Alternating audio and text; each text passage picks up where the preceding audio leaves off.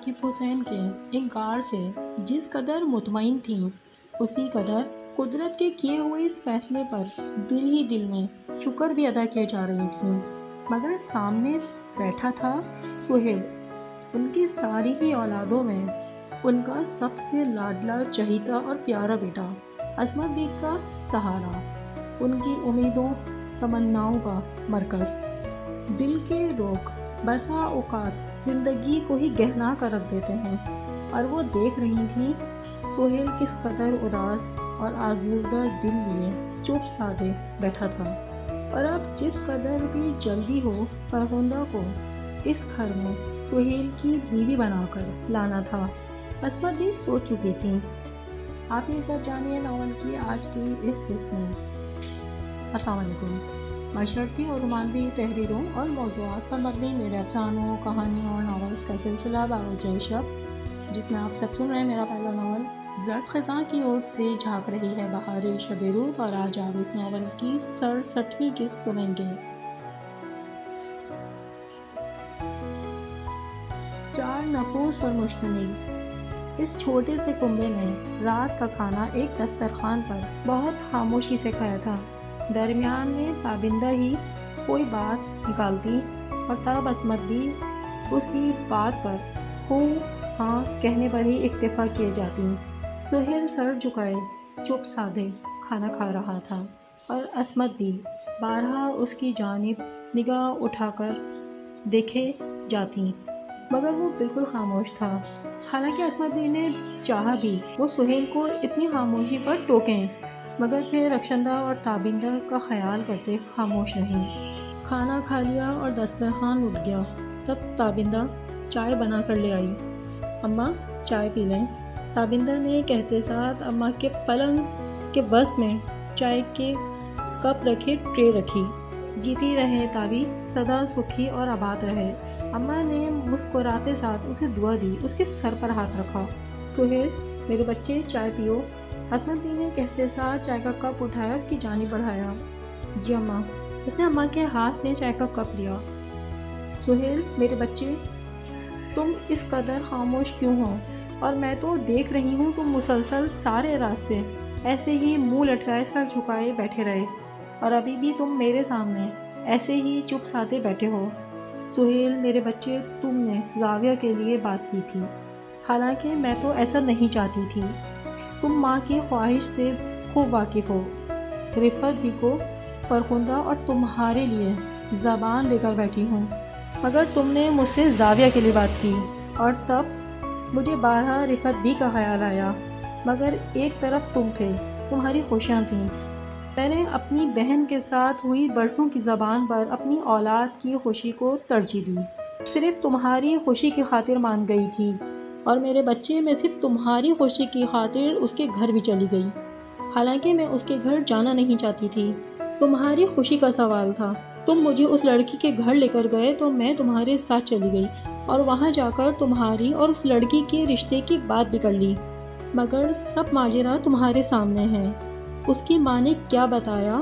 اپنی بیٹی کا رشتہ اپنی مرضی اور خوشی سے طے کر چکے ہیں۔ ساری بات تمہارے سامنے ہوئی، اور میرے بچے میں صاف بات کہوں گی، وہ لوگ بہت بڑے لوگ ہیں، ہمارا اور ان کا کوئی جوڑ بنتا ہی نہیں۔ سچ کہوں تو اپنے ہی جیسے اعلیٰ شاندار لوگوں میں اپنی بیٹی کا رشتہ جوڑا ہے۔ تم تینوں بچے چھوٹے ہی تھے جب تمہارے ابا جان اس دنیا سے چلے گئے۔ زمانے اور دنیا کے سرد گرم کو لے کر میں نے تم تینوں بچوں کو پالا پوسا اور بڑا کیا۔ میں تمہیں بتاؤں، اس لڑکی کا رشتہ ان لوگوں نے کہیں اور جوڑا نہ بھی ہوتا تب بھی وہ تمہارے لیے کبھی بھی اپنی بیٹی کے لیے نہیں سوچیں گے۔ سہیل میرے بچے، تم نے دیکھا ہے نا کس قدر مالدار اور اونچے لوگ ہیں۔ میں اور تم تو خود اپنی ان آنکھوں سے سب حال احوال وہاں کا دیکھ کر آئے ہیں، اور دیکھا تھا نا گھر کیا تھا۔ نگاہیں تھک گئی تھیں، کس قدر حسین جگمگاتا، ادھر سے ادھر نگاہ تھک گئی تھی، مگر جہاں تک نگاہ جاتی تھی ان کا شاندار رکھ رکھاؤ محل جیسا گھر دکھائی دیتا تھا۔ ملازموں کی اور چوکیداروں کی فوج بھری ہوئی ہے۔ سہیل میرے بچے، بہت فرق ہے، اتنا فرق جس کا تصور بھی ہم اور ہماری 1000 نسلیں نہ کریں۔ تم اپنی ماں کی بات کو سمجھو، ساری زندگی لگا کر بھی اس فرق کو ختم نہیں کر سکو گے۔ ہم اور ہماری جانے کتنی ہی نسلیں ان کے معیار تک نہیں پہنچ سکیں گی۔ اور تم نے اس کی ماں کو دیکھا تھا نا، کس قدر فیشنیبل اور کھلے کپڑے پہنے ہوئی تھی، دوپٹہ نام کی کوئی چیز نہیں تھی، اور کیا رکھ رکھاؤ تھا۔ وہ لوگ ایسے ہی ماحول میں جیتے ہیں، زندگی گزارتے ہیں، اور جس لڑکی کے لیے تم اس قدر شادی کے لیے اصرار کر رہے ہو میرے بچے، وہ بھی اسی ماحول کی پلی بڑی ہے۔ تم اس کی خاطر خود کو کتنا بدلو گے اور وہ تمہارے خاطر کتنا نیچے آئے گی۔ آنکھوں دیکھا حال بتا رہی ہوں، زمین اور آسمان کا فرق ہے تمہارے اور اس کے بیچ۔ اماں، میں زاویہ سے بات کروں گا، وہ آہستگی سے بولا۔ اماں نے چونک کر اس کی جانب دیکھا۔ ہیں؟ وہ کیوں بھلا؟ اور جب اس کی ماں نے ہی صاف صاف منع کر دیا ہے تو تم کیوں اس کو فون کرو گے اور کیا بات کرو گے؟ اس کی ماں ہمارے منہ پر ہمیں صاف صاف جواب دے چکی ہے، انکار کر چکی ہے۔ اماں نے سہیل کی بات سنی، انگلی کو تھوڑی پر ٹکاتے، چونکتے اس کی جانب دیکھتے اسی طرح پوچھ رہی تھی، مگر وہ خاموش تھا، اسی طرح سر کو جھکائے بیٹھا تھا۔ آج ہم دونوں وہاں سے ہو کر آ گئے ہیں اور اس کی ماں نے صاف صاف جواب ہمارے منہ پر دے دیا ہے، اور میں تمہیں بتا رہی ہوں، نہ بھی اس کا کہیں رشتہ ہوا ہوتا وہ پھر بھی اپنی بیٹی کے لیے ہمیں خان نہیں کریں گے۔ اللہ جانے سچ کہہ رہی تھیں یا بہانہ کر رہی تھیں، اگر جو اس لڑکی کی ماں کو صحیح لگا انہوں نے وہی جواب معقولیت سے، سلیقے سے ہمیں دے دیا، جیسے تم میری اولاد ہو اور میں تمہاری خوشی کی خاطر تمہاری بچپن کی طے کی ہوئی بات کو ایک جانب رکھے اس لڑکی کے گھر چلی گئی تھی، ایسے ہی وہ بھی اس کے ماں باپ ہیں، جو سوچیں گے اپنی اولاد کے بھلے کے لیے ہی سوچیں گے۔ ماں باپ کو اپنی اولاد کے لیے سوچنے کا اور ان کی زندگیوں کے فیصلے کرنے کا پورا حق ہوتا ہے۔ سب ماں باپ اپنی اولاد کے لیے خوشیوں اور بھلائی کا سوچتے ہیں، اور وہ اونچے اعلیٰ خاندانی لوگ اپنی بیٹی کے لیے سوچ چکے ہیں، فیصلہ کر چکے ہیں، تو اس میں کون سی بری بات ہے؟ اور پھر تم کیوں بلا وجہ اس لڑکی سے بات کرو گے؟ میں تو تمہاری بات سن کر ہی حیران رہ گئی ہوں، اب کیا رہ گیا ہے اور تم کس منہ سے اس لڑکی سے بات کرو گے؟ اماں کو سچ مچ غصہ ہی آنے لگا، مگر ضبط کر گئی۔ اماں، میں اس سے پوچھوں گا، وہ اسی طرح آہستگی سے بولا۔ وہی تو پوچھ رہی ہوں، تم اس لڑکی سے کیا پوچھو گے؟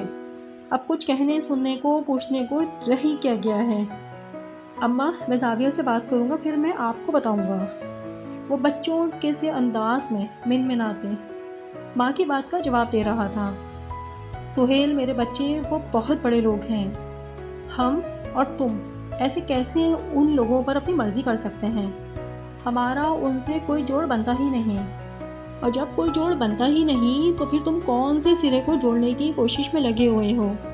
شادی کوئی گھڑی دو گھڑی کی بات نہیں ہوتی، ساری زندگی کی بات ہوتی ہے، یہ ایک رشتہ ہوتا ہے جو نبھانا ہی ہوتا ہے۔ تم ضد زبردستی کر کے اگر اس لڑکی سے شادی کر بھی لوگے تو 2 دن میں ہی عقل ٹھکانے آ جائے گی، تمہاری بھی اور اس کی بھی۔ وہ لڑکی کبھی بھی تمہارے اس چھوٹے سے گھر میں تمہارے اور ہم سب کے ساتھ نہیں رہ سکے گی، اور اس قدر حسین اور عیش و عشرت کی زندگی کو چھوڑ کر وہ اس مشکل زندگی کا انتخاب بھلا کیوں کرے گی؟ وہ لوگ اپنے حساب سے، اپنے معیار کے مطابق اپنی بیٹی کا رشتہ اپنے ہی جیل سے لوگوں میں طے کر چکے ہیں۔ سہیل، بس اب تم بھی دوبارہ اس سے کوئی بات نہیں کرنا، جو ہونا تھا ہو چکا، اور جو ہو چکا ہے اسی کو قبول کر لو۔ ہماری بھلا کیا مجال کہ وہاں کوئی زبردستی بھی کریں۔ ہاں، ماشاءاللہ بڑی ہی حسین صورت لڑکی ہے، سمجھو تو چاندنی رات اور 14ویں کا چاند۔ میں نے تو نہ ایسی حسین صورت پہلے کبھی دیکھی، اور نہ اس کی ماں جیسی کوئی عورت دیکھی، اور نہ ایسا گھر اور یہ سب کچھ کبھی دیکھا جو آج اپنی آنکھوں سے دیکھا۔ اماں، میں اسے بہت پسند کرتا ہوں، وہ اسی طرح منمنایا۔ بیٹا، وہ ہے ہی اتنی حسین اور خوبصورت، اسے تو سبھی پسند کرتے ہوں گے، भला किसने उसे नापसंद किया होगा। और तुमने सुना नहीं उसकी माँ हमें क्या बता रही थी, जहाँ बेटी का रिश्ता जोड़ा है वो लड़का भी खूब पसंद और चाह से उसके साथ शादी का ख्वाहिशमंद है, और एक इकलौती बहू बनकर वो एक महल से दूसरे महल में जाएगी। और इस कदर तो मुलाजिम नौकर चाकर घर में इधर से उधर घूम रहे थे, और यही हाल बाहर था। तुमने देखा था ना, बतेरे ही वर्दी पहने चौकीदार थे, बंदूक के ताने। हम माँ और बेटा कैसे और किस मुश्किल से पापड़ बेलते वहाँ पहुँचे। इस कदर मुशक्क़त और ख्वारी के बाद उसके महल तक हम पहुँचे। सारा हाल तुम्हारे सामने है, तुम और मैं खुद अपनी आँखों से सब देख आए हैं। वो बड़े बाप की बेटी है, उसके बाप का इतना बड़ा सारा कारोबार है, और जहाँ बेटी को ब्याह रहे हैं वो भी इस कदर दौलतमंद कारोबारी लोग हैं। और वो लड़का होने वाला दामाद खुद इकलौता है और सारे कारोबार को संभालेगा। जाहिर है बेटा, जैसे वो लोग खुद हैं ऐसे ही अपनी बेटी को ब्याएंगे, अपने ही जैसे बड़े ऊंचे दौलतमंद लोगों में, ख़ानदानी रख रखाव जैसे लोगों में अपनी बेटी के लिए खुशियाँ ढूंढेंगे। तुम्हारे और मेरे सामने उसकी माँ ने सारी बात की, कोई लगी लिपटी ना रखी।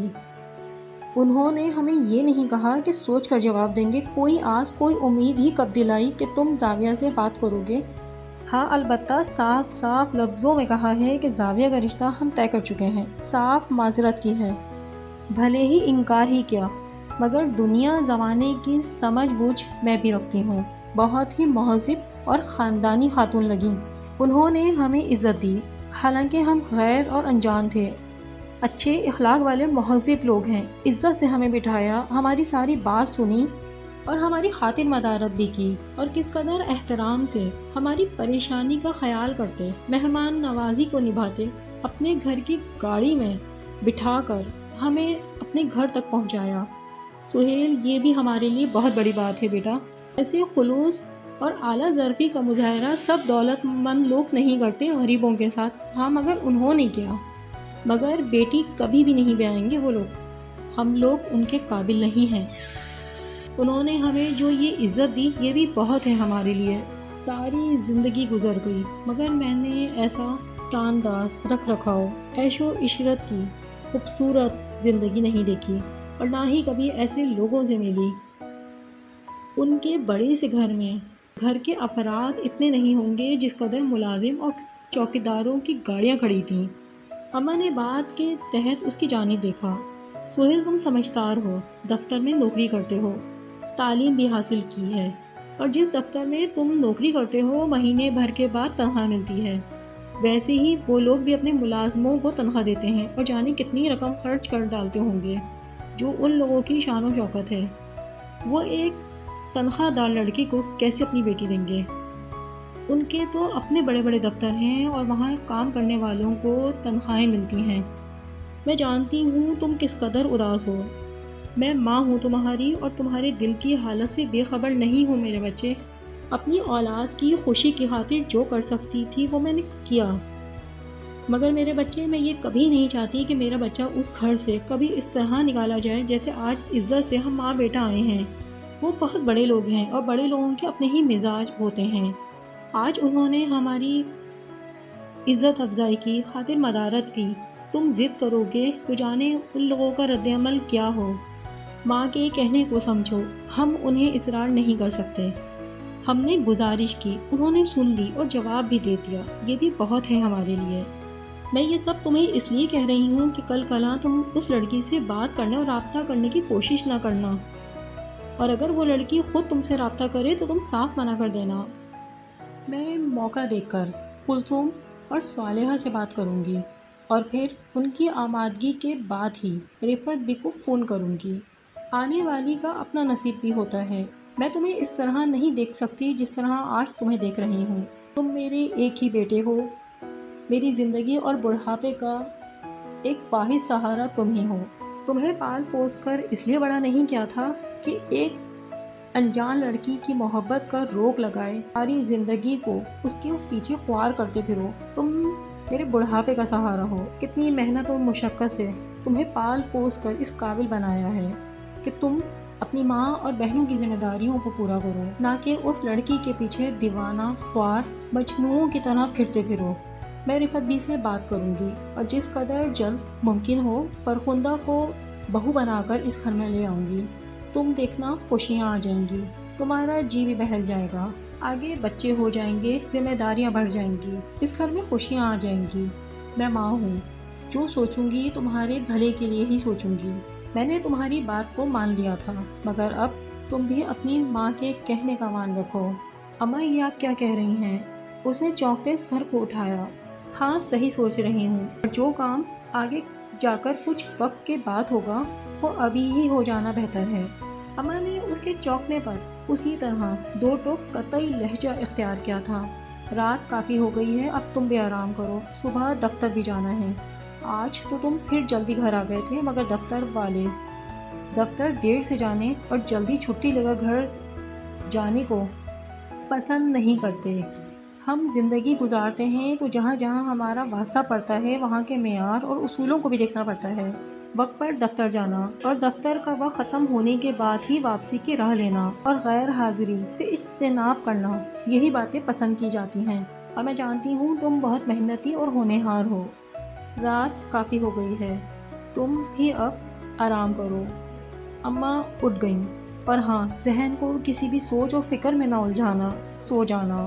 اماں نے بغور اس کی جانب دیکھا۔ جی اماں، میں نے بیوگی کی چادر لپیٹ کر یہ زندگی گزاری ہے تم تینوں بچوں کے ساتھ۔ تعلیم نہ صحیح مگر دنیا، زمانے اور لوگوں کو جاننے کا تجربہ تم سب سے کہیں زیادہ ہے، اس لیے ماں کی کہی بات کو کبھی نظر انداز نہ کرنا، اور جو میں تمہیں کہتی ہوں تم سب کے بھلے کے لیے ہی کہتی ہوں۔ ماں کی باتوں پر خوب دھیان کرنا، بہت کام آئیں گی۔ اماں اپنی بات کے کہتے ساتھ قدم بڑھاتے اپنے کمرے کے دروازے پر آ کر کھڑی، اب اس کی جانب دیکھ رہی تھیں۔ جی اماں۔ سہیل اماں کے پلنگ سے اٹھ گیا۔ جیتے رہو۔ یہی نہیں، قدم بڑھاتے اماں کے کمرے سے نکلتے دروازے کی جانب بڑھتے اماں کے نزدیک آیا۔ اماں بغور اس کی جانب دیکھ رہی تھیں۔ شب بخیر میرے بچے۔ شب بخیر اماں، اس نے جواباً کہا تھا۔ وہ اسی طرح اونچے قدم اٹھاتے اماں کے کمرے کے دروازے سے نکلتے اب صحن کی جانب آیا تھا، اور پھر وہ رکا نہیں تھا، صحن سے سیڑھیوں کی جانب بڑھتے اپنے کمرے میں ہی چلا گیا تھا۔ اماں ابھی تک اپنی جگہ پر کھڑی تھیں، اسے سیڑھیوں سے اوپر اپنے کمرے کی جانب جاتے دیکھ رہی تھیں۔ آپ میری کس کیسی لگی؟ ادب، لحاظ اور اخلاق آپ کی ذات میں ہیں تو آپ کی شخصیت قابل قدر ہے۔